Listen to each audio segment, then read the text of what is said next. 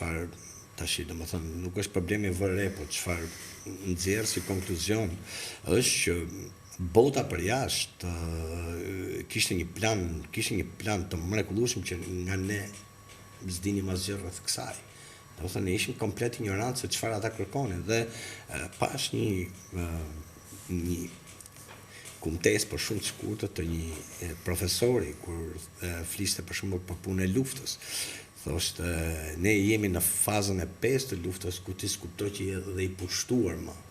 Do nuk arrita kuptosh as këtë. Ishte faza që thoshte pra, në fazën e 5 ku jemi në të pjesës luftës është njeriu nuk arrit kuptoj më as është i pushtuar, as dhe të më kuptosh e kam të mashme, do më thënë që të flas për këtë subjekt, sepse e di se në çfarë rezistence truri do shkoj kjo punë.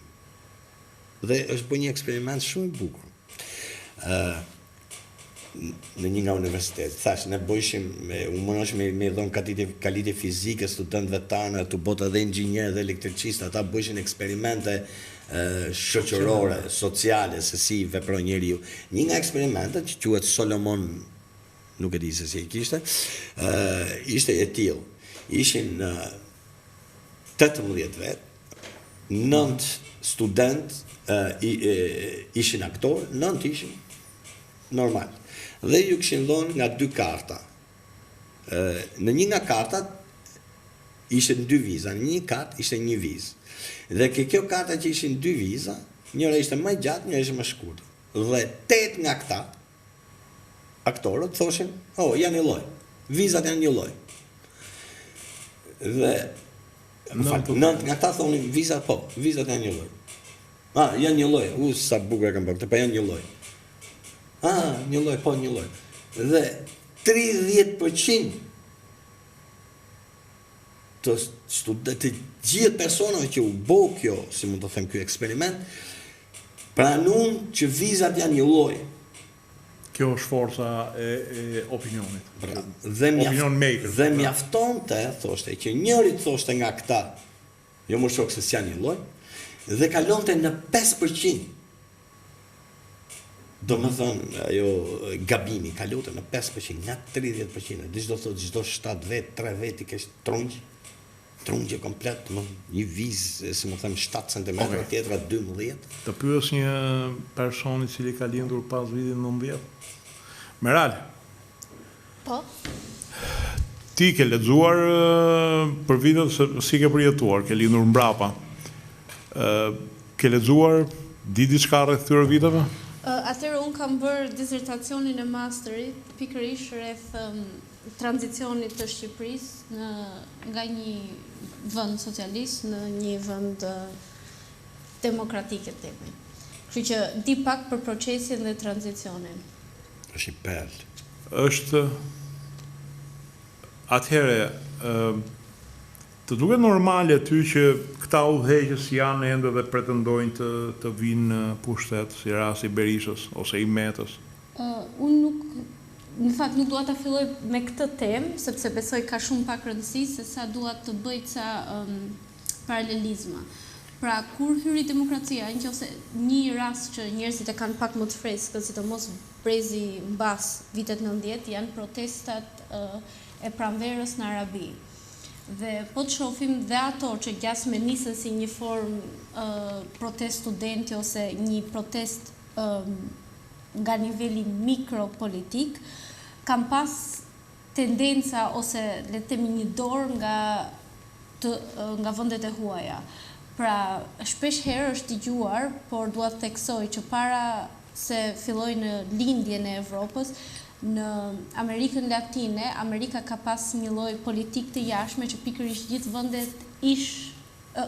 vendet socialiste ose me tendenca socialiste kishte një politik që në mënyrë aktive të bënte çdo mos që këto vende ti shpërbënte. Pra të krijoni një lloj tranzicion politike në sisteme demokratike, po të gjitha sistemet që erdhën pas këtij tranzicionit, ta fillojmë që nga El Salvador, nuk e di sa them shqip tamam, deri pasaj të ka përshëlindjen e Evropës, të gjithë këto vendet kanë pas tendenca që u futën lidera demokrat, por me shumë probleme. Pra, në gjithë të vende lindi ideja e korrupsionit, e një lloj politike jo shumë në bazë të modelit që njerëzit në këto vende kishin parashikuar. Pra, ideja e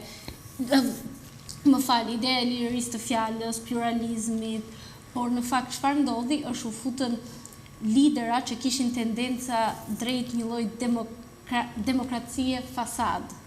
Dhe Shqipëria është pikërisht një nga këto shembuj. Është fantastike, do të thënë mënyra sepse unë kam lexuar në mbrojtjen e kësaj dezertacionit dhe në fakt është gjëna që në tartë mos ta bëj dokumentar sepse është me vërtet shumë i arritur. S'kam lexuar të paktën as në anglisht as në shqip gjë më në detaje dhe më të mrekullueshme se dezertacioni i Meralit. Dhe kam marrë notat maksimale. Ajo që doja të shtoja ishte që domethënë çfarë u bë në Shqipëri, u bë në gjithë lindjen e mesme dhe ishte një pushtim, shkurt muhabet ishte një pushtim. Dhe ky nuk është kapitalizëm. Ky që po kalojmë nuk është kapitalizëm, është pushtim. Nuk është kapitalizëm.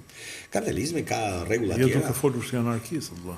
Jo, por është mos e vërtetë. Nëse s'duam ta pranojmë, Po që është pushtim, është pushtim. Ky është pushtim. Nuk po them si komunist, po si komunist, po si anarkist do të Po nëse jo, më nuk ka të bëj fare me anarkistët sepse Meral, të duket çik si anarkist ky. Kush Amarindo?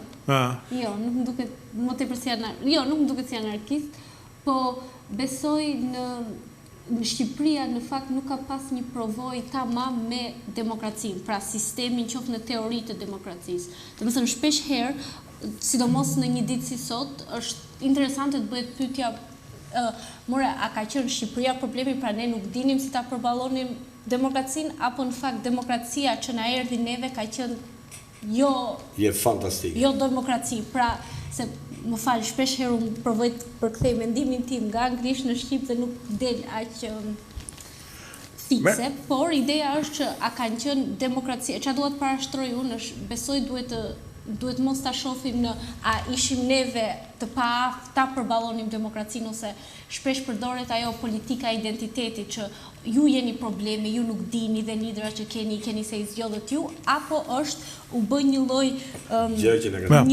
prit, sa folë gjysmore apo. Jo, po mbështet një lloj templeti për Shqipërinë që është bërë ta thash në gjithë vendet e lindjes, në vendet e Amerikës Latine, që ka qenë një template jo demokrate, po ka qenë një template që lejonte pikërisht një lloj imperializëm nga vendet si Amerika ose si Evropa që ta kishte shumë të lehtë për t'i naviguar dhe për të kontrolluar politikën e brendshme të këtyre vendeve.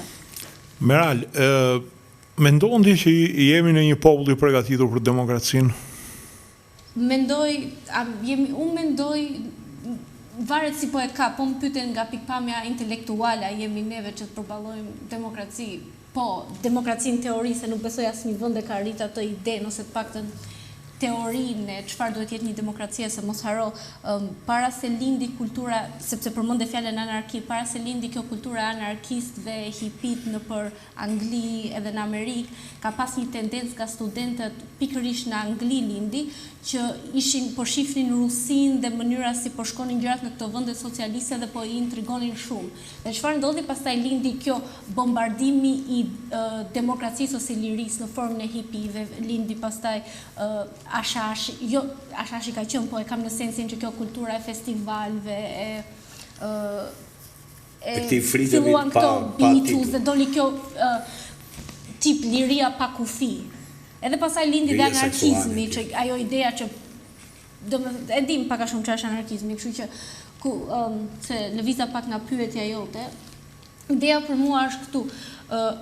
Unë mendoj edhe qoftë të heqim çfarë mendoj unë kanë qenë tendenca imperialiste të Amerikës kur ka vendosur demokracinë në vende të ndryshme përfshirë Shqipëria, të marrësh një sistem fikse, edhe ta marrësh demokracinë siç është, e ta provosh ta përshtatësh në vende të ndryshme, mua më duket gabim, sepse çfarë ndodh, çdo vend ka një kulturë, ka ca norma, ka ca gjëra dhe duhet të ketë një sistem politik që përshtatet pikërisht me atë të popullit.